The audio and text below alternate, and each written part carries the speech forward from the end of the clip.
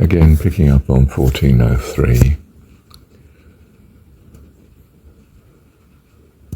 and in the light of the recording I've just done, I don't want to make the Buddhist mistake. The Buddhist mistake, as I understand it, is we can avoid suffering, but goodness, suffering has its place. A certain amount in certain circumstances to give us our bearing. And we don't want to lose that. Now, similarly, we don't want to be pressing God to do that which is not as he understands to be for the best. But equally, we don't want to be so hands-off. Let's go down this path for a moment.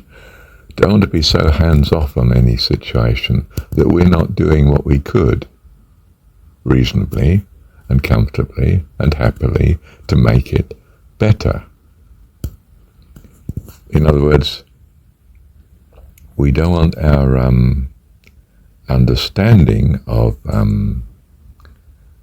the sovereignty of God to eclipse the whole point of the training, which is to learn of that sovereignty, how it operates and how to use it. Because, if you like, in my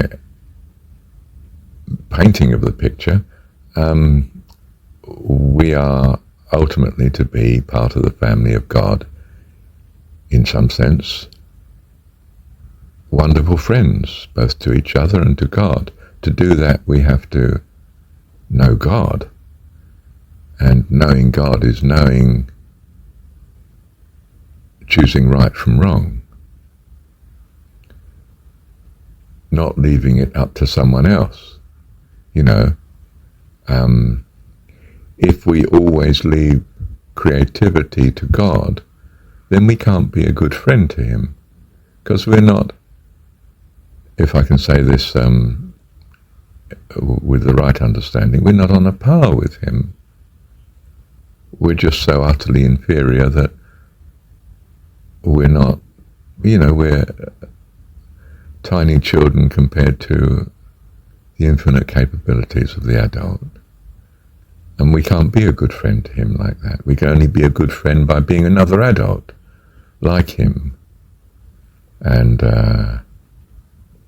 in an eternal friendship such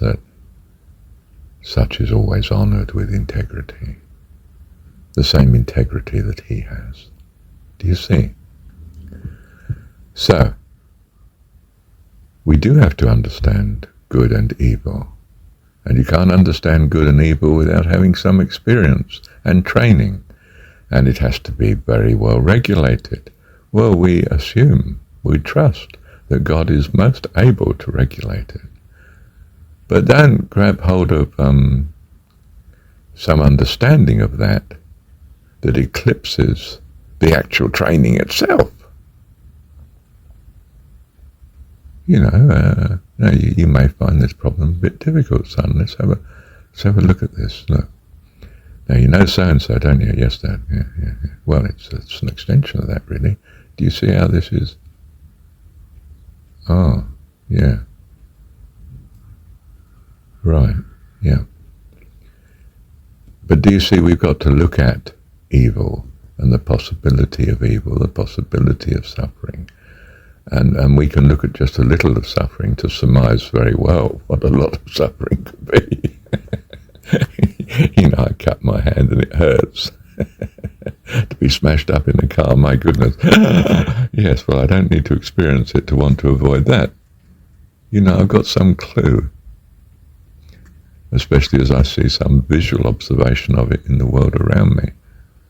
That may save me not being able to visualize it myself from the meager experience of suffering that I've had.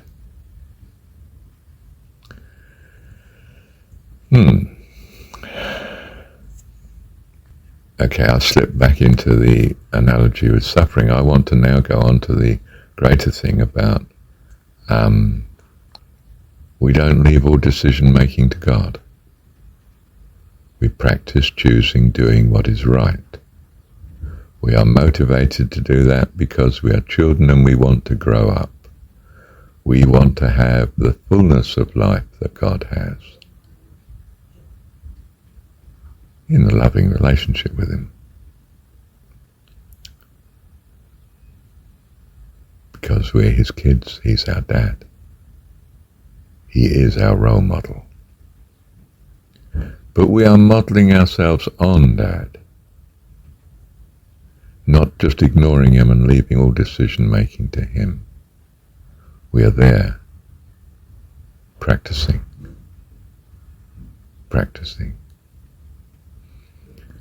We don't just say, oh, it'll be all right. We say, this is a danger. What's the best course of action? Now, we may not know what the best course of action is, or be uncertain or clear that we don't know, and we need, some guidance from God, and we seek it. We seek it in our thoughts and our prayers and our discussions with each other, and, what do you think the best, well, what do we do here? What's best?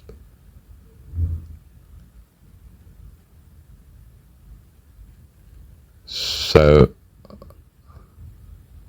the last thing we want is an understanding, in quotes, that makes us lifeless.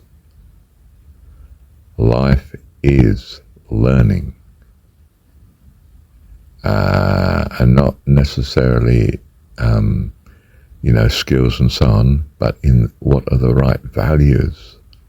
What's the right way of relating to people in certain different circumstances? What values are encouraged and needed in this compared to what we could otherwise have for a good outcome? And we're given a very vivid imagination to help us in this regard. And an uncertainty and ignorance, a lack of knowing, that gives us some freedom in considering the alternatives. Again, if you don't know of alternatives that have turned out bad, you get reckless in what choices you make. That's not a good idea. That's pretty obvious, isn't it? Thank you, Dad.